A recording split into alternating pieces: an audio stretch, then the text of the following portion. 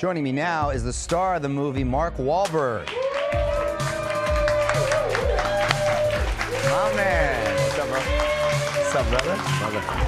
Thank you. Please. How are you? Please. Great, man. Thank you. Excellent. Man, I love seeing that clip. You were kind enough to send me the film, and I was proud of you as a friend, and it was such a beautiful film, and it's the type of film that you want to talk about it afterwards. It makes you think. I think the world needs a movie like this that promotes faith, and I love that it's a true story. So for those not familiar, talk about Father Stu. Yeah, so Stu Long, he was a very, very colorful guy. He started out as a boxer. He played football. He boxed. He had lost a younger brother really early on to this rare disease, and his parents really didn't know how to cope with that. They kind of turned to their own devices, and he was kind of left on his own to kind of figure it out. Got hurt as a boxer, decided to come to LA to become an actor.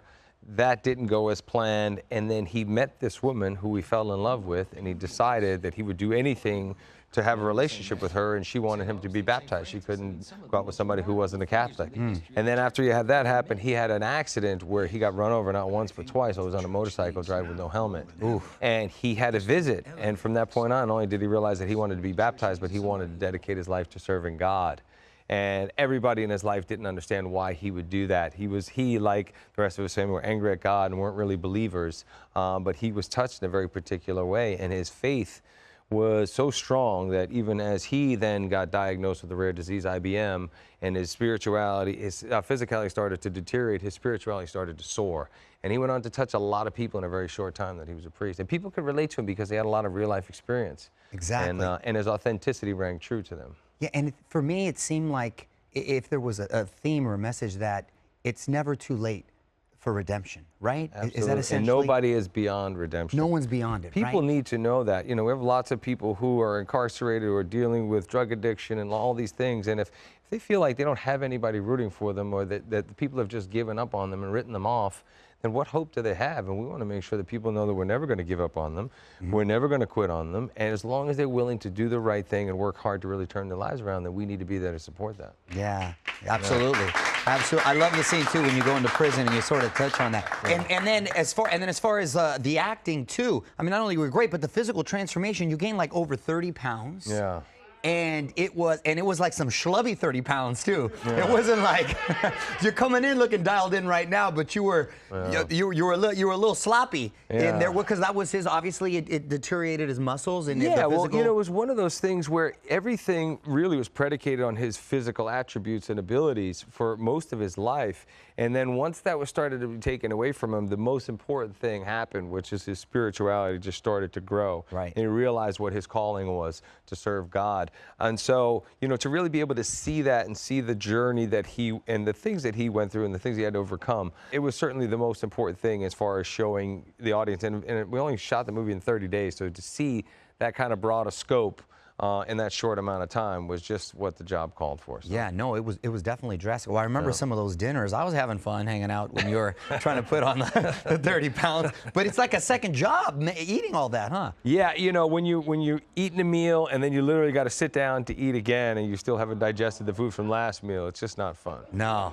I thought at first I was excited, oh, we'll be eating cakes and donuts and all that fun stuff. None of that was on the menu. We were talking, switching gears a little bit, we were talking not too long ago. I know one of your daughters now is 18, and she's starting to date. And fortunately, you like the guy. Yeah, very much. Yeah. Very much. That helps. It that does. helps, Has he seen The Departed, just so he knows? You know what? He's from Boston, so he's probably seen all those films. But you know what? I couldn't be luckier. I mean, he's just such a sweet young man. I'm a little more worried about him than I am about her. She's tough to deal with. Do you feel you'll have a double standard when it comes to your boys?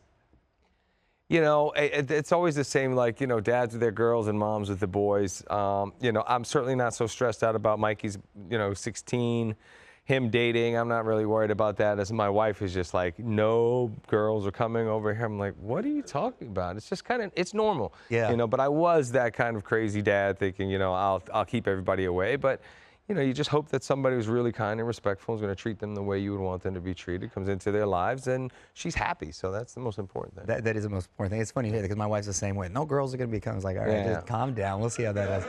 I'm ready to take the boys out. Yeah, Hey, come on. That's the best feeling right there. Hey, with that. Well, as far as we're going is the golf course. So. Okay, fair enough. Fair enough. What do the kids think of your musical past? Oh, they're embarrassed by it terribly. Terribly embarrassed by it. That song's still a banger, man. You had some bangers back then. I don't kind of throw it in their face, but they get a little embarrassed about it. They get a little embarrassed about everything. They just want to have their own identity and just be their dad and not share any other time, because we make so much sacrifice just being away with work. Yeah. You know, we're compromising that time, so they just want me to be a normal dad. Yeah, no, I love that you're all about the family, as you know. Yeah, likewise. There's one, I believe this is true. You made the kids watch you get your tattoos removed, right? Yeah. In hopes of discouraging them from getting tattoos? Yeah. Did it work? My daughter already got 2. Oh my gosh, after all that. Yeah. Did she do it? Did she do it?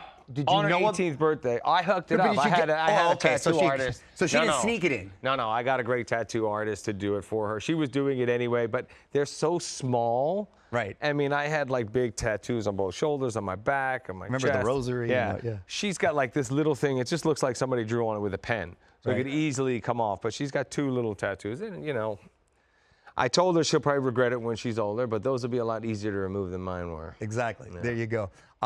This was funny, man. Someone saw us hanging out when we went to the UFC fight, and they actually wrote in and they said, listen, if you're having a hard day, just smile knowing that Mark Wahlberg and Mario Lopez were on the cutest bro date tonight. Mario is the talker, and Mark is the listener. By the way, she's totally wrong. Mark is the talker. I'm the listener. That particular shot, I think. I like that. That was funny. That was a good time. That was fun, Yeah, huh? that was a good time. The boys had a blast. They want to go back. That's right. No, there's some good fights coming up. All right, I'm going to play a quick Would You Rather game, all right? Okay. Would you rather do Departed 2 or Boogie Nights 2? Departed 2. Yeah. Would you rather play a superhero or a villain? Villain. Would you rather go back to the past or go and visit the future? You know what? We all would like to go back and change things about our past, but it really is important about being in the present and looking to the future. And there's so much more that we could do. And any real life experience, good or bad, if you can utilize that for good in the future. Right. So yeah, we'll go future. Learn and grow, I agree. Yeah. Would you rather find a rat in your kitchen or a roach in your bed? Oh my God. My wife has a terrible thing about roaches, so I'd have to take the rat. You go with the rat, huh? Well, I wouldn't like either. Right. Right on. Hey, congratulations on the film, brother. Hey, thank you for your support. Always. So proud of you. Appreciate it. Thank you. Listen, you can check out Father Stu in theaters on April 13th.